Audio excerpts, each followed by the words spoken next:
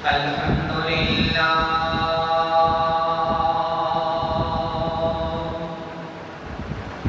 الحمد لله رب العالمين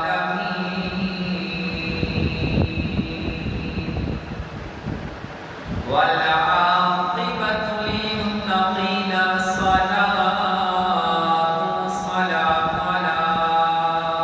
أشرف الأنبياء والمرسلين أما بعد فأعوذ بالله من الشيطان الرجيم بسم الله الرحمن الرحيم يا أيها الناس قد جاءكم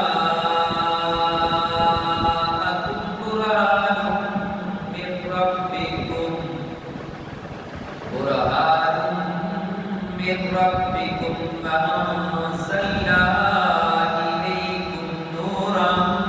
مبينا آمنت بالله صدق الله مولانا العظيم صلوا على الحبيب الصلاة والسلام عليك يا سيدي يا رسول الله وعلى آلك وأصحابك يا سيدي يا حبيب الله اللہ خالق ارض و سما کی حمد و ثنا نبی محتشم صلی اللہ علیہ وآلہ وسلم کی عظیم بارگاہ میں تحفہ درود و سلام پیش کرنے کے بعد معزز سامعین ناظرین السلام علیکم ورحمۃ اللہ وبرکاتہ۔ اللہ خالق ارض و سما کی دارے اور راشد کتاب میں سے ایک آیت بینہ آپ کے سامنے پڑھی جس کا مختصر سا ترجمہ یہ ہے کہ اے لوگوں بے شک تمہارے پاس تمہارے رب کی طرف سے واضح دلیل آ گئی اور ہم نے تمہاری طرف روشن نور اتارا نازل کیا۔ اس آیت مبارکہ میں یا ایھا الناس قد جاءکم برہان، اس برہان سے مراد جمہور مفسرین کے نزدیک نبی مکرم صلی اللہ علیہ وآلہ وسلم کی ذات گرامی ہے۔ اللہ خالق ارض و سما نے نسل انسانیت کی رہنمائی کے لیے انبیاء کرام علیہ السلام کو مبعوث فرمایا۔ ہماری خوش قسمتی ہم اللہ رب العزت کا کروڑا شکر ادا کریں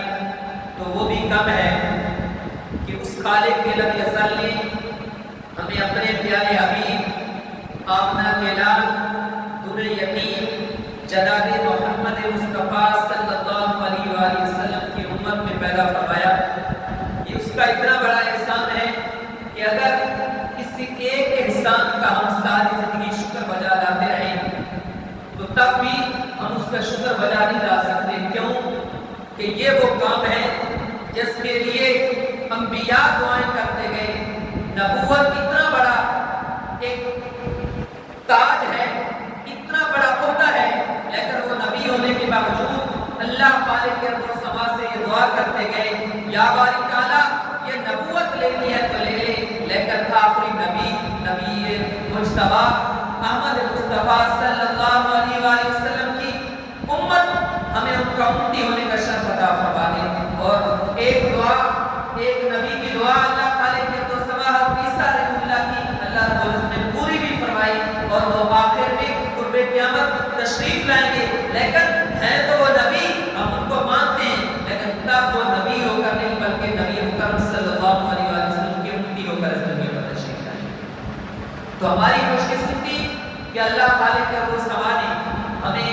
اس پیارے نبی مکرم صلی اللہ علیہ وسلم جن کی خاطر ساری کائنات بنائی گئی ان کا امتی بنایا۔ ہم نے کوئی دعا نہیں کی، بس یہ اللہ کا ہے کہ ہم اس نبی کے امتی ہیں۔ اللہ رب العزت نے جب انبیاء کرام علیہم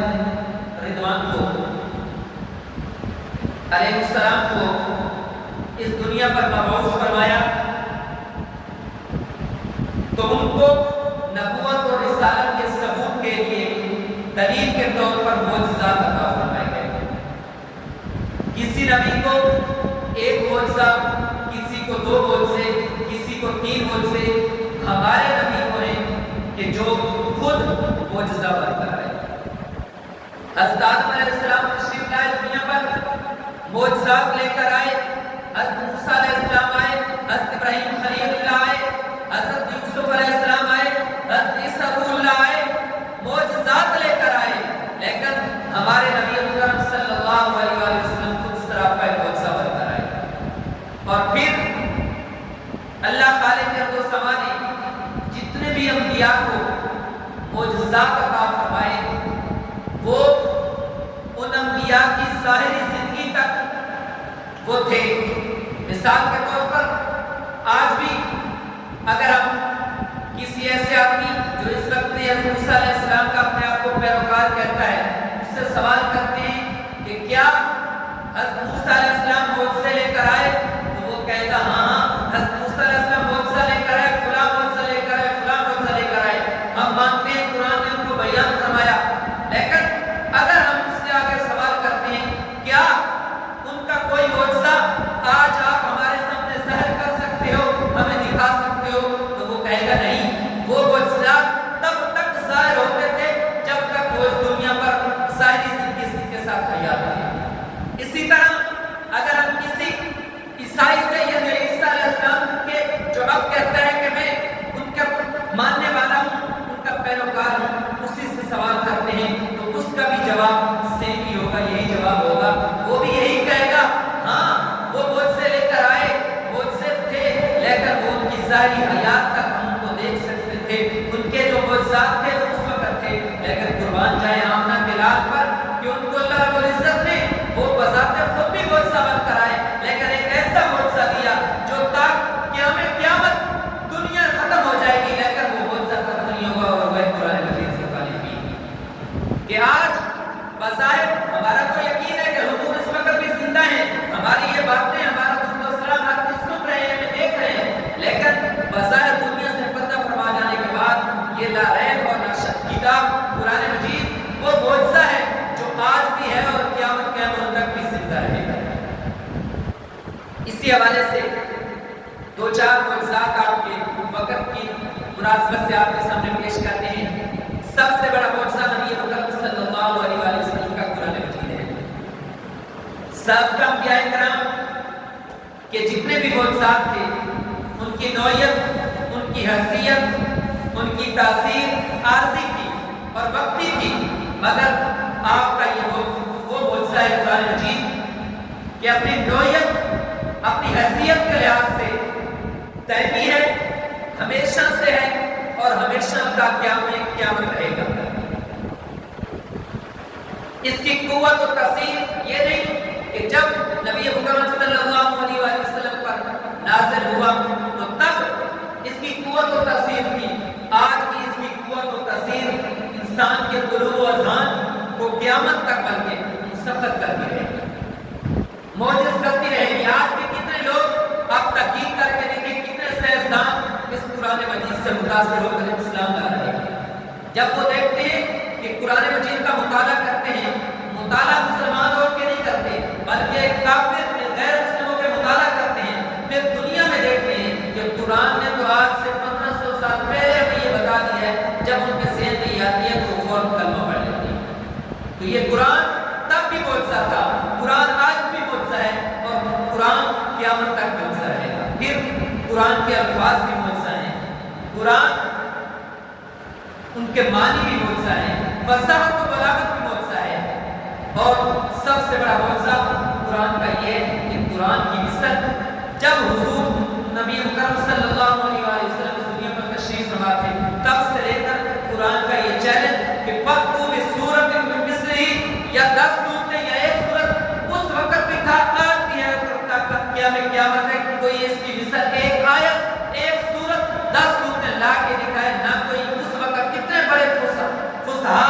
عرب دان، اتنے بڑے نکتہ دان سب موجود تھے، نہ اس وقت اس کی کوئی مثل لا سکے گا اور نہ قیامت تک کوئی لا سکتا ہے۔ یہ چیلنج آج بھی موجود ہے اور قیامت تک موجود ہے کہ قرآن کی مثل کوئی ایک سورت یا کوئی ایک آیت نہیں لا کے دکھاؤ، لیکن اس وقت اتنے بڑے اپنے آپ کو عربی کہنے والے کوئی اس کی مثل نہیں لا سکا اور قیامت تک لا بھی نہیں سکے۔ سب سے بڑا معجزہ قرآن ہے۔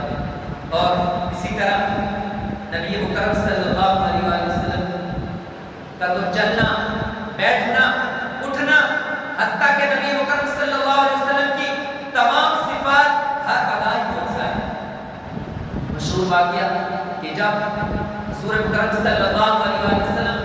کھجور کے تنے کے ساتھ کھڑے ہو کے جمعہ المبارک کا خطبہ ارشاد فرماتے ہیں، یا اور صحابہ کو جب تو خطبہ ارشاد فرماتے ہیں تو کھجور کے تنے کے ساتھ کھڑے ہو جاتے ہیں۔ ایک صحابیہ یا صحابی عرض کرتا ہے، یا رسول اللہ صلی اللہ علیہ وآلہ وسلم، میرا دل کرتا ہے، میں چاہتا ہوں کہ آپ کو اس طرح کا ایک ممبر لا کے دوں، کیا ممبر ٹھیک نہیں ہے؟ تو حضور نے اس کو منع نہیں فرمایا، فرمایا کہ اگر تیرا دل چاہ رہا ہے تو لے آ۔ الغرض وہ ممبر لایا گیا۔ جب خطبے کا وقت ہوا، حضور ممبر پر تشریف فرما ہوئے، ابھی خطبہ شروع نہیں کیا، جب ممبر پر جلوہ گر ہوئے تو اس لکڑی کے تنے سے ایسے رونے کی آواز آئی جیسے کوئی بچہ زاروں کا رونا شروع کر دیتا ہے۔ صحابہ کہتے ہیں ہمیں واضح آواز سنائی دی، ہم خود پریشان ہوئے کہ یہ آواز کہاں سے آ رہی ہے۔ وہ لکڑی کا تنا حضور کے وقت میں رو رہا تھا۔ حضور ممبر سے نیچے تشریف فرما ہوئے، اس کو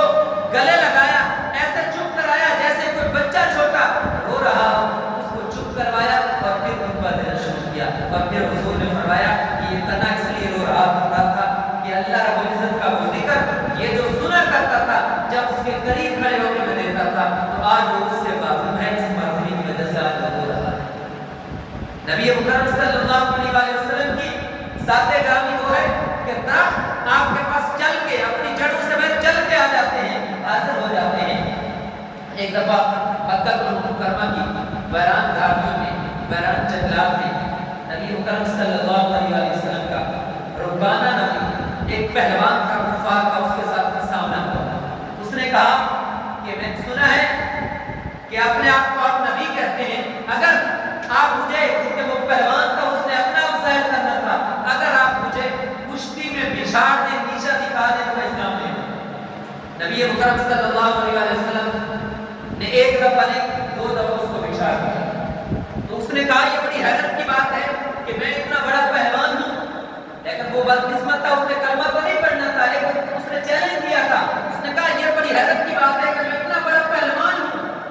آج تک مجھے کوئی ہرا نہیں سکا، بظاہر تو آپ نظر نہیں آ رہے تھے، لیکن آپ نے مجھے بچھاڑ دیا۔ تو حضور نے فرمایا میں اس سے بھی بڑا کام کر کے دکھاتا ہوں، لیکن شرط یہ ہے کہ تو اپنی انا، اپنا تکبر ختم کرے، اللہ وحدہ لا شریک کی ذات گرامی کو مانے، مجھے اللہ کا نبی مانے۔ اس نے کہا وہ کیا ہے؟ نبی مکرم صلی اللہ علیہ وسلم نے فرمایا کہ سامنے جو درخت ہے میں اس کو کہوں گا وہ چل کر میرے پاس آئے گا، پھر لیکن شرط یہ ہے کہ تو کلمہ پڑھے۔ نبی مکرم صلی اللہ علیہ وسلم نے اس درخت کو حکم دیا، وہ درخت چل کے حضور کے پاس حاضر ہوا، پھر حضور نے حکم دیا اور وہ اپنی جگہ پر چلا گیا۔ اسی طرح نبی مکرم صلی اللہ علیہ وسلم پتھروں سے نا، اگر پانی، ہمارا یہ عقیدہ ہے قرآن مجید میں موجود ہے، موسیٰ علیہ السلام عصا مارتے تھے تو پتھروں سے پانی جاری ہو جاتا تھا،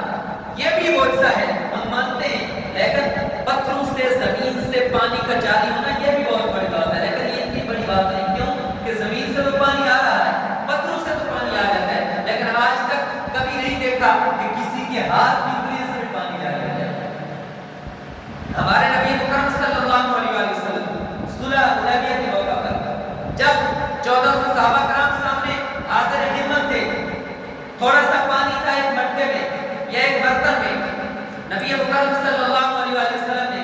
اس سے وضو کرنا شروع کیا۔ صحابہ کرام دوڑے ہوئے حضور کی خدمت میں حاضر ہوئے، یا رسول اللہ صلی اللہ علیہ وسلم ہمارے پاس تو یہی پانی ہے، ہم نے پینا بھی ہے، آپ اس سے وضو فرما رہے ہیں۔ جب حضور نے یہ سنا کہ صحابہ کرام پانی کی وجہ سے پریشان ہیں، حضور نے، صحابہ فرماتے ہیں حضور نے اپنا ہاتھ مبارک اس پانی کے اندر داخل کیا تو انگلیوں کے درمیان سے پانی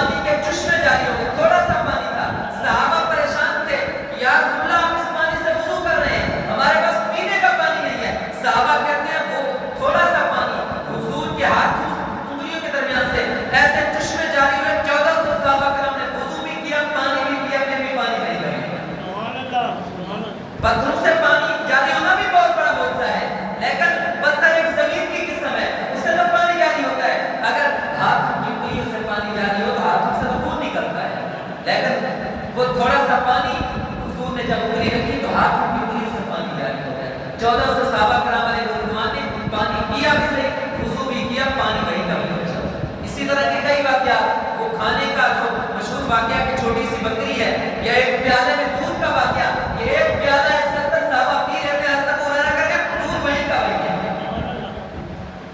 بکری ہے، چھوٹی سی بکری ہے، ایک صحابی حضور کی دعوت کرتے ہیں، یا رسول اللہ صلی اللہ علیہ وسلم دعوت کرنا چاہتا ہوں۔ نبی اکرم صلی اللہ علیہ وسلم جس وقت جیسے بات ہوئی تھی اپنے وقت پر تشریف لائے، 7 صحابہ کرام تھے، وہ صحابی گھر دورے ہوئے آتے ہیں، اپنی زوجہ کو، وہ بھی صحابیہ تھی نا، آج کل کی تو جیسے نہیں تھی، انہوں نے جب صحابی حاضر ہوئے اور کہا اے گھر والی اے زوجہ محترمہ یہ واقعہ ہوا ہے، میں تو اکیلا حضور کو دعوت دے کے آیا تھا، اب معاملہ یہ ہے کہ اتنے صحابہ حضور کے ساتھ ہیں، تو وہ صحابی آپ سے یہ پریشان ہونے کی کون سی بات ہے، تو کہہ کیا ہے؟ اس نے کہا نہیں میں نے تو نہیں کہا، میں تو صرف حضور کو دعوت دے کے آیا تھا۔ اس صحابیہ کہتی ہے جو لے کے آیا ہے کھلائے گا، جو لے کے آیا کھلائے گا بھی کوئی۔ حضور نے اپنا ہاتھ اس آٹے میں رکھا، اس ہنڈیا نے اپنا ہاتھ لوہے میں دہن ڈالا اور فرمایا اس کو بند کر کے سب کو کھلاتے جاؤ۔ وہ صحابہ عرض کرتے ہیں، وہ صحابی اور صحابی کہ سب صحابہ نے جتنے حضور کے ساتھ تھے سب نے کھانا بھی کھایا، سالن بھی کھایا، آٹا بھی وہیں کا وہیں ہے، سالن بھی وہیں کا وہیں ہے۔ آج کوئی ایسا کر کے دکھائے نا، کڑوا کنواں ہے، صحابہ عرض کرتے ہیں یا رسول اللہ صلی اللہ علیہ وسلم پانی کڑوا ہے، حضور اپنا لابدان ڈالتے ہیں، ایسا میٹھا ہوتا ہے آج تک اس پانی کی جیسی برکت ہے، حتیٰ کہ نصیر صاحب کو فرمانے لگے کہ آب زمزم میں تو شفا ہے ہی ہے، لیکن وہ فرمانے لگے کہ میں اس کنویں سے پانی پی کے ہوں، ہمارے استاد محترم ہیں کہ جتنی تاثیر اس کنویں میں ہے ویسی آب زمزم میں حضور کے بعد معجزات تو بے شمار ہیں، اگر کوئی شمار کرنا چاہے شمار بھی نہیں کیے جا سکتے۔ نبی اکرم صلی اللہ علیہ وسلم کفار چکے جو ماننے والے نہیں تھے، وہ اعتراض کرتے تھے، وہ کہتے تھے کہ معاذ اللہ یہ جادوگر ہیں، لیکن جب مجبور ہو جاتے تو حضور کے سامنے آتے عرض کرتے کہ اگر آپ یہ کر دیں تو ہم اسلام لے لیں گے۔ اسی طرح ایک دن حضور کے سامنے رات کے وقت حاضر ہوئے اور کہا کہ اگر آپ اس چاند کو 2 ٹکڑے کر دیں تو ہم کلمہ پڑھ لیں گے۔ حضور نے چاند کو حکم دیا، چاند کا ایک ٹکڑا پانی کی ایک طرف سے دوسرا دوسری طرف سے۔ ان وقتوں نے کہا کہ جو ان میں سے اسلام لانے والے نہیں تھے، انہوں نے کہا معاذ اللہ ان کا زمین پر تو چھوڑو آسمان پر بھی ان کا جادو چل گیا ہے۔ تو جو ایمان لانے والے تھے انہوں نے کہا ہم مانتے ہیں کہ ہم پر حضور کا جادو چل گیا ہوگا، لیکن ساری دنیا پر تو نہیں چلا۔ جو باہر سے آنے والے ہیں دنیا میں سے کسی جگہ سے پوچھتے ہیں کیا ہر جگہ لوگ ایسے دیکھا کہ چاند 2 ٹکڑے ہوا ہے؟ جب باہر والے قافلے آئے، جب پوچھا گیا تو پوری دنیا نے یہ بیان کیا کہ اس وقت اسلام میں ایسا ہی ہوا تھا کہ پوری دنیا کو نظر آیا تھا کہ چاند کے 2 ٹکڑے ہو گئے۔ مولا علی رضی اللہ تعالیٰ عنہ آپ کا مشہور واقعہ کہ عصر کی نماز رہ گئی، حضور گود میں تشریف فرما رہے ہیں، عرض کرتے ہیں یا رسول اللہ صلی اللہ علیہ وسلم، پہلے تو عرض نہیں کیا جب آنسو بہے تو حضور نے وجہ پوچھی ہے علی کیا ہوا؟ کہا عصر کی نماز قضا ہو گئی۔ حضور نے فرمایا علی ادا پڑھنی ہے یا قضا پڑھنی ہے؟ عرض کرتے ہیں آپ کی خدمت میں تھا، اب جیسے آپ کی مرضی، اگر ادا ہو جائے تو اپنا مزہ ہے، قضا ہو تو جیسے آپ چاہتے ہیں۔ حضور نے سورج کو حکم دیا، سورج واپس آتا ہے، عرض کریے اپنی ادا نماز ادا کریے۔ چاند تو 2 ٹکڑے ہو گیا، لیکن جن پر وقت نے نہیں ماننا تو نہیں مانا۔ سورج تو واپس آ گیا، دیکھنے والوں نے دیکھا، لیکن جنہوں نے نہیں ماننا تھا انہوں نے نہیں مانا۔ اسی طرح معراج کے موقع پر جب دنیا وما کیا سب کچھ رک گیا، حتیٰ کہ حضور جب تشریف فرما گئے تھے، جب اللہ رب العزت کی بارگاہ میں حاضر ہوئے تھے، جو کنڈی کھٹک رہی تھی واپسی تشریف نہیں کھٹک رہی تھی، حضور کی خاطر تو پوری دنیا کا نظام رک گیا۔ اور صحابہ کے یقین تھا کہ حضرت قتادہ رضی اللہ تعالیٰ عنہ اگر آنکھ کا ڈیرا باہر نکلتا تو یہ نہیں کہتے آج کسی حکیم کے پاس جانا پڑے گا۔ مشہور واقعہ ہے اس میں ہوگا جنگ یہود کے موقع پر آنکھ کا ڈیرا روایت میں موجود ہے کہ ایسے نیچے لٹک رہا تھا، حضور کی بارگاہ میں حاضر ہوتے ہیں یا رسول اللہ صلی اللہ علیہ وسلم، اور پھر حضرت قتادہ فرماتے ہیں کہ نبی اکرم صلی اللہ علیہ وسلم اپنے 10 اقدس سے جب واپس لگایا تو نہیں کبھی کوئی مرم کوئی پٹی نہیں لگائی، صرف اپنے مبارک دست مبارک سے جب واپس لگا دیا تو ڈیلا واپس آیا ہوا تھا، وہ واپس لا دیا۔ بازو ٹوٹنے کا واقعہ موجود ہے، ٹانگ ٹوٹنے کا واقعہ موجود ہے. وہ صحابی حضرت عکاشہ رضی اللہ تعالیٰ عنہ تلوار ٹوٹ جاتی ہے جنگ بدر کے موقع پر. حضور کی بارگاہ میں حاضر ہوتے ہیں, یا رسول اللہ صلی اللہ علیہ وسلم تلوار ٹوٹ گئی ہے. حضور نے چھڑی عطا فرمائی, فرمایا جا کے لڑ. جب حضور نے عطا فرمائی تو چھڑی تھی, جب لڑنا شروع کیا تو تلوار تھی. اسی طرح بیسیوں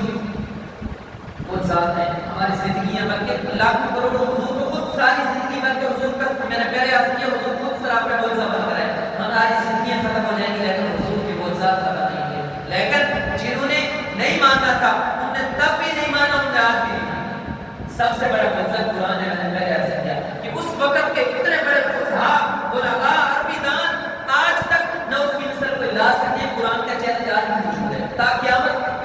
موجود ہے. قرآن نے چیلنج کیا ہوا ہے. پہلے 10 سورتوں کا کہا تھا کہ 10 سورتیں لائیں, پھر ایک سورت کا کہا, پھر ایک آیت کا کہا, ایک آیت لا کے دکھائیں. آج تک کوئی نہیں لا سکا اور نہ لا سکے. اللہ رب العزت ہمیشہ نبی اکرم صلی اللہ علیہ وسلم سے ہمیں محبت کرنے والا اور آپ کا ہمیشہ اللہ اور اس کے رسول کا ذکر کرنے کی توفیق اور ہمت عطا فرمائے.